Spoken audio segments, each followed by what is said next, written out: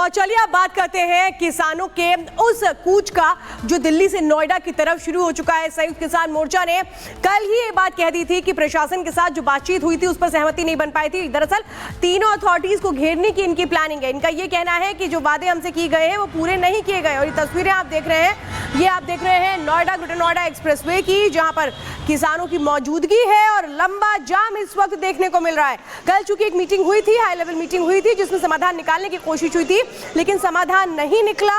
और ये तस्वीरें इस वक्त हम आपको दिखा रहे हैं नोएडा एक्सप्रेसवे की। दिल्ली से जो किसान हैं उन्होंने अपना कूच शुरू कर दिया है। ये तस्वीरें सीधे चलते ग्राउंड जीरो पे हमारे साथ जुड़ रहे हमारे दो सहयोगी महामाया से जुड़ रहे हैं, लोमस चिल्ला बॉर्डर से जुड़ रही हमारे साथ ऋतु। पहले रुक करेंगे लोमस का। लोमस, जिस तरीके से किसानों का कूच देखने को मिल रहा है, ट्रैफिक जाम की समस्या भारी देखने को मिल रही है दिल्ली के अलग अलग हिस्सों में, क्या जानकारी देंगे आप? जरा तस्वीरें भी दिखाइएगा। बिल्कुल अनामिका, मैं पहले तस्वीरों से आपको समझाना चाहूँगा। और यहाँ पर किसान संयुक्त मोर्चा के द्वारा यहाँ पर दिल्ली चलो के तहत यहाँ पे किसान काफ़ी मात्रा में यहाँ पे जमा हुए हैं, भारी तादाद में यहाँ पे जमा हुए हैं। उनकी मांग है जो कि भूमि अधिग्रहण कानून नया लाया गया है, उसके आधार पर इन्हें मुआवजा मिले। जो मुआवजा मिल रहा है वो गलत है और उनको नए भूमि अधिग्रहण कानून के तहत मुआवजा मिले। और यहाँ पे आप देख सकते हैं भारी तादाद में किसान है, उनकी मांग है। ठीक है, चलिए लोमस आपके पास वापस लौटेंगे, ऋतु का रुख कर लेते हैं। ऋतु, चिल्ला बॉर्डर पर अभी क्या हालात, क्या स्थिति बनी हुई है, क्योंकि लगातार वहां पर जाम की स्थिति बनी हुई है, ऐसे में क्या तस्वीर वहां पर आप देख पा रही हैं? बिल्कुल पुनीता, जिस तरीके से आपने कहा कि जाम की स्थिति बनी हुई है, हालांकि अभी अगर इस वक्त की सिचुएशन की मैं बात करूं, इस वक्त जो मार्ग है वो पूरी तरीके से खाली है। ये कहा जा रहा है कि महामाया की तरफ से जो मार्ग आ रहा है, जहां से गाड़ियां आ रही हैं, उन्हें वहां पर रोक दिया गया है। और इस वक्त जो सिचुएशन है वो अंडर कंट्रोल है। दिल्ली पुलिस लगातार यहाँ पर अलर्टनेस बरते हुए है। और इसके साथ साथ आपको तस्वीरें दिखा देते हैं पुलिस बल की तैनाती यहाँ पर किस तरीके से की गई है। और ये बताया जा रहा है कि 14 किसान के जो संगठन है वो यहाँ पर कूच करने के लिए अग्रसर बढ़ रहे थे। और इसी को रोकने के लिए जहां पर ये जॉइंट ऑपरेशन जो है नोएडा पुलिस दिल्ली पुलिस का चलाया गया है। फिलहाल ये तस्वीरें आपको चिल्ला बॉर्डर से हम आपको दिखा रहे हैं किस तरीके से यहाँ पर अलर्टनेस बढ़ती जा रही है और मुस्तैदी यहाँ पर दिल्ली पुलिस की देखने को मिल रही है। लगातार ड्रोन कैमरे से भी निगरानी रखी जा रही है और सीसीटीवी लैस कर दिए गए हर एक चेक पोस्ट पर। पुलिस की बैरिकेडिंग आप बिल्कुल ऋतु, आप वो तस्वीरें हमें दिखा रही हैं चिल्ला बॉर्डर से, जहां पर जो ट्रैफिक है वो स्मूथ नजर आ रहा है।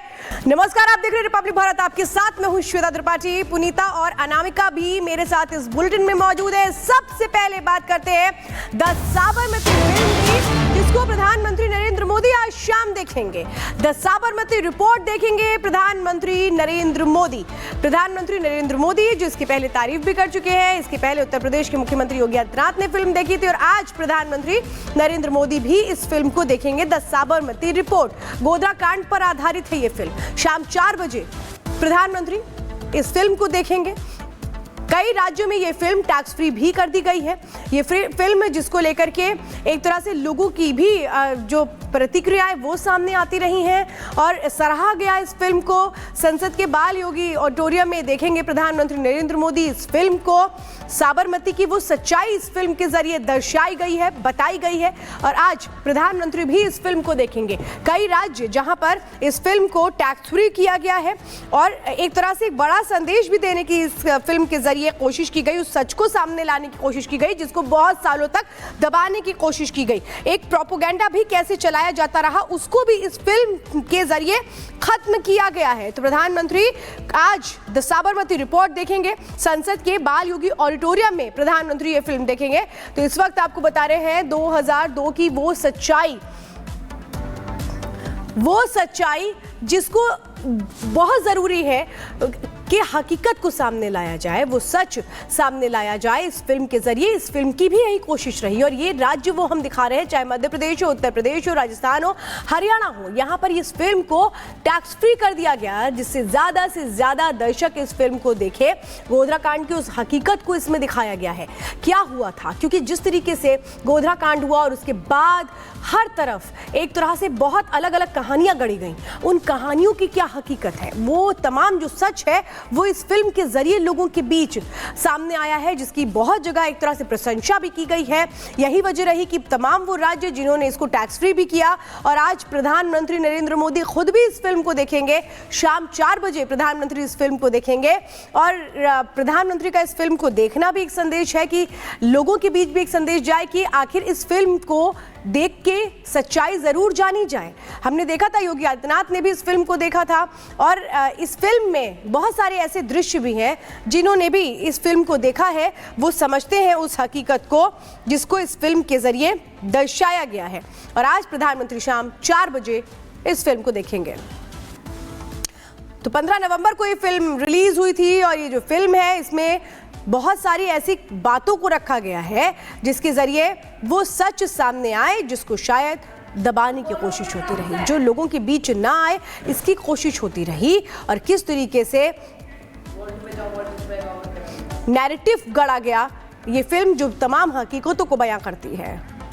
खबरों में अब आगे बढ़ेंगे और अब बात करेंगे संभल हिंसा की, जहां पर संभल में हिंसा तो शांत हो गई है लेकिन सियासत लगातार जारी है।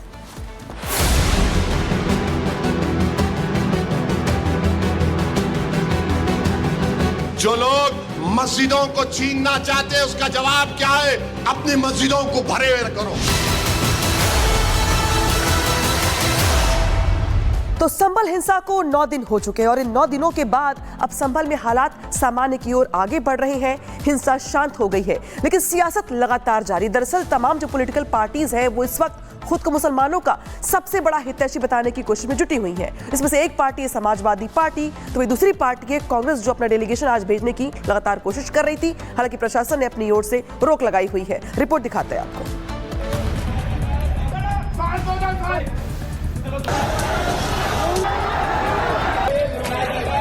कांग्रेस का डेलीगेशन जाएगा संभल।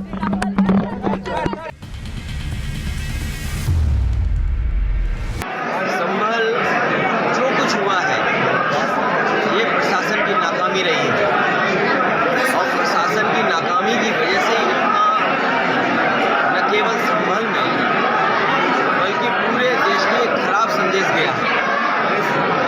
अगर प्रशासन जिम्मेदारी निभाता और सरकार की नीयत साफ होती तो ये घटना कभी नहीं होती। संभल में हुई हिंसा दुर्भाग्यपूर्ण है, लेकिन सियासी पार्टियों के लिए ये मौका बन गया है तुष्टीकरण की राजनीति करने का। संभल की घटना बहुत ही दुर्भाग्यपूर्ण है। जो घटना है किस तरह की हिंदू पूरी तरीके से सरकार की सुनियोजना है, सरकार ने जानबूझ के कराया। 30 नवंबर को सपा ने संभल जाने की जिद करके दिखाया कि वो मुसलमानों की सबसे बड़ी हितैषी है। तो अब कांग्रेस भी अल्पसंख्यकों के सामने ये साबित करने में जुट गई है कि कांग्रेस से बड़ा मुसलमानों का कोई और हमदर्द हो ही नहीं सकता। तभी तो देखिए, संभल पुलिस, शासन, प्रशासन के लाख मना करने के बावजूद कांग्रेस आलाकमान ने तय किया है कि उसका एक प्रतिनिधि मंडल आज संभल जाएगा और वहां जाकर दंगा पीड़ितों से मिलेगा। सबसे पहले आपको बता देते हैं कि कांग्रेस का कौन कौन नेता संभल जाने वाला है, फिर आपको इसके पीछे